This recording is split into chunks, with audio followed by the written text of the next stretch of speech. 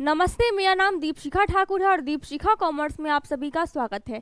तो आज हम पढ़ने वाले हैं ओवर सब्सक्रिप्शन ऑफ शेयर्स, यानी अंशों का अधिक अभिदान। तो ये क्या होता है, आसान और सिंपल भाषा में इसको हम समझेंगे। मानते हैं हम, जैसा कि हम जानते हैं कि क्या होता है, एक कंपनी होती है जो कि शेयर कैपिटल के लिए क्या करती है, यहाँ पे अपने शेयर्स को इशू करती है, निर्गमित करती है शेयर कैपिटल के लिए। तो वो क्या करती है, वो अपने शेयर्स के लिए क्या करती है, मार्केट में आमंत्रण पत्र भेजती है ताकि जो पब्लिक है, आम जनता, वो उनके प्रोस्पेक्टस को देखे और उसकी कंपनी के शेयर्स यहाँ पे खरीदे और उसके लिए एप्लीकेशन दे। तो यहाँ पे क्या क्या हो सकता है, कौन कौन सी स्थिति आ सकती है, इसको हम जानेंगे। पहला क्या हो सकता है, पहला हम मान लेते हैं 400 शेयर्स अगर कंपनी ने यहाँ पे इशू किए, तो उसमें क्या हो सकता है कि कंपनी को सिर्फ 300 शेयर्स के लिए यहाँ पे क्या आए, एप्लीकेशन आए। 300 शेयर्स के लिए एप्लीकेशन आया, यानी 400 शेयर्स के लिए एप्लीकेशन नहीं आया कंपनी को। तो ये हो गया पहला स्थिति। अब दूसरा स्थिति क्या हो सकता है, दूसरा स्थिति ये होगा कि हमने 400 यहाँ पे क्या किए, 400 शेयर्स इशू किए और हमें सिर्फ 400 ना करके कितना आया, हमें 500-600 शेयर्स के लिए एप्लीकेशन आ गए। यानी बहुत सारे लोगों ने बहुत ज़्यादा ही हमारे पास क्या किया, आमंत्रण पत्र भेजे, एप्लीकेशन भेजे। तो इसको, ये हो गया पहला स्थिति और ये क्या हो गया दूसरा स्थिति। यानी यहाँ पे हमें क्या हुआ, कम कम एप्लीकेशन आए, यहाँ पे क्या हुआ, ज़्यादा एप्लीकेशन आए। तो यही क्या बन गया हमारा, over subscription, over subscription of shares. इसी को हमने कहा ओवर सब्सक्रिप्शन ऑफ शेयर्स। अब यहाँ पे क्या क्या हम कर सकते हैं ओवर सब्सक्रिप्शन में। तो जैसे कि कंपनी को ओवर सब्सक्रिप्शन हुआ, यानी उसे जितना शेयर्स कंपनी ने यहाँ पे इशू किया था उससे अधिक का यहाँ पे क्या आया, एप्लीकेशन आया। तो इस स्थिति में कंपनी क्या करेगी, क्या वो सारे जो भी एप्लीकेशन आया उसको रख लेगी या फिर सबको दे देगी, या फिर वो क्या करेगी, आखिर कैसे इस चीज़ को वो मैनेज करेगी।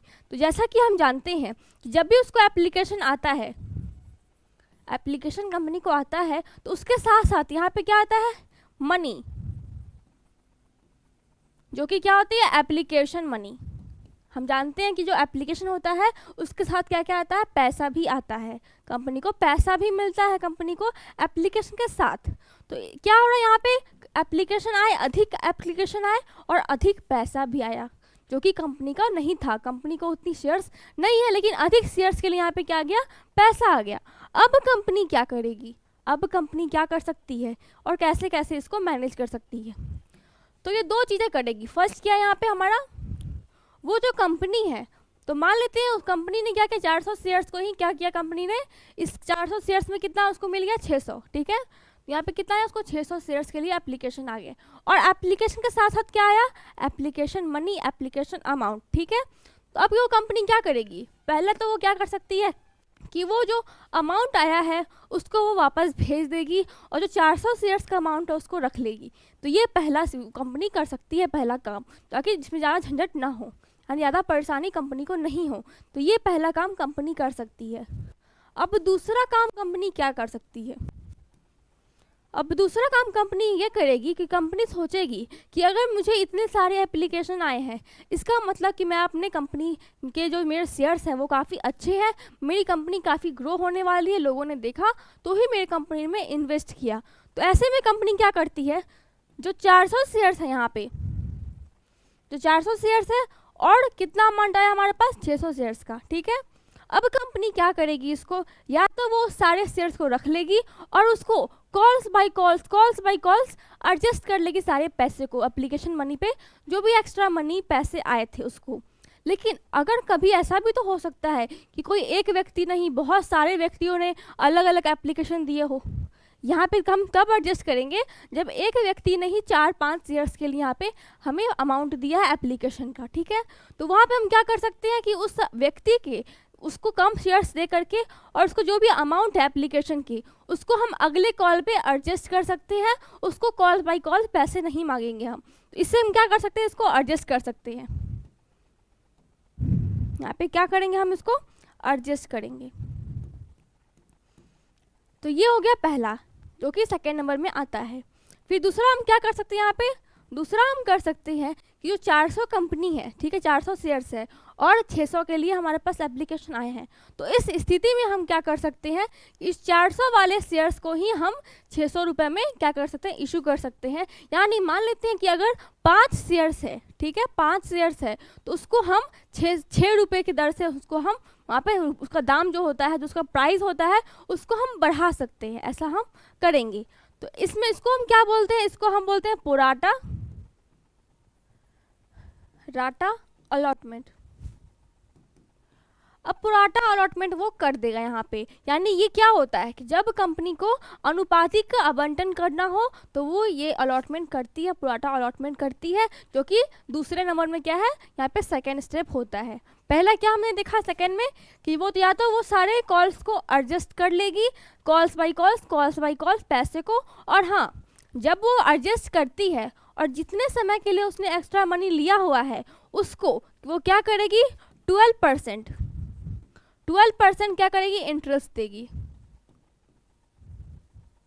12% वो क्या देगी, कंपनी इंटरेस्ट देगी जितने समय के लिए उसने सारे पैसे को रखा हुआ है।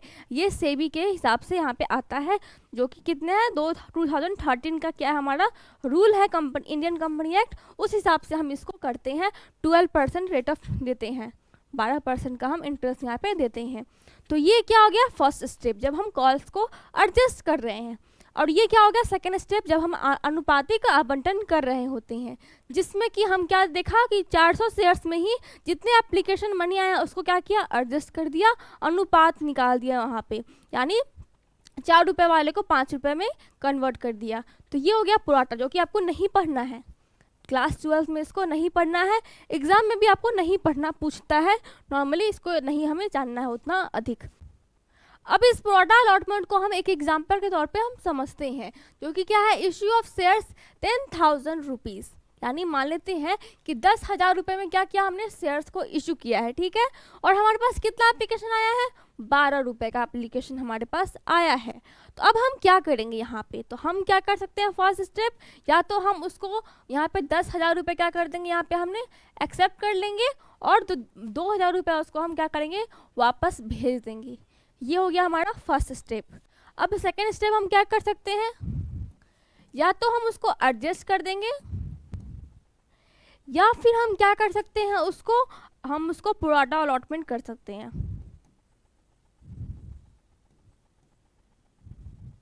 जिसमें कि हम क्या कर सकते हैं कि जो 10,000 शेयर्स है उसको हम 12,000 के शेयर्स में हम यहाँ पे कन्वर्ट कर देंगे, उसका अनुपात निकाल देंगे, क्योंकि कितना आएगा हमारा 6:5। ये इस प्रकार जिन्होंने भी यहाँ पे 6 अंशों के लिए आवेदन पत्र भेजा होगा, एप्लीकेशन भेजा होगा, उसको 5 अंश ही निर्गमित किए जाएंगे, इशू किए जाएंगे, आवंटित किए जाएंगे, अलॉट किए जाएंगे।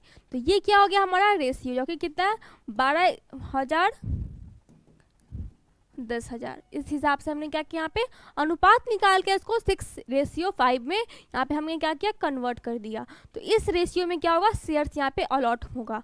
अब हम नेक्स्ट चलते हैं कि आखिर कैसे इसकी एंट्री होगी, कैसे हम इसकी पोस्टिंग कर सकते हैं अकाउंट में, कॉमर्स में हम कैसे इसको कन्वर्ट करके बना सकते हैं।